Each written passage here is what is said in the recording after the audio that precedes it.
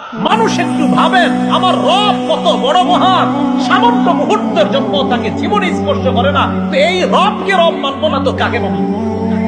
সামান্য সময় তার কোন তন্দ্রা আসে না, নিদ্রা। রব তো তিনিই হয়, ইলাহ তো তিনিই হয়। লা তাখুযুহু সিনা, তাকে তন্দ্রা স্পর্শ করে না, ওয়ালা নাওম, নিদ্রা স্পর্শ করে না। ইবনে মাজাহ কিতাবের নাম, হাদিসের কিতাব, 196 নম্বর হাদিসে আল্লাহ রাসূল বলেন, আল্লাহ রাসূলুল্লাহ সাল্লাল্লাহু আলাইহি ওয়াসাল্লাম, আল্লাহ নবী বলেন, ইন্নাল্লাহা লা ইয়ানাম, নিশ্চয়ই আল্লাহ ঘুমান না, ওয়ালা ইয়ামবাগি লাহু আইয়ানাম, তার জন্য ঘুমানোর শোভাও পায় না। নবীজি বলেন আল্লাহ ঘুমান না, আল্লাহর জন্য ঘুমানো শোভা পায় না। আল্লাহ যদি ঘুমায়, আসমান জমিনের নিয়ম শৃঙ্খলা সব শেষ, কোন নিয়ম থাকবে না। আল্লাহ যদি ঘুমায়, তো নবীজি বলেন নিশ্চয় আল্লাহ ঘুমান না। আল্লাহর ঘুম এটা আল্লাহর শানের খেলাফ, আল্লাহ ঘুমাতে পারে না। নবীজি বলেন আল্লাহ ঘুমান না, ঘুমানো আল্লাহর ক্ষেত্রে যায় না, এটা আল্লাহর শান না।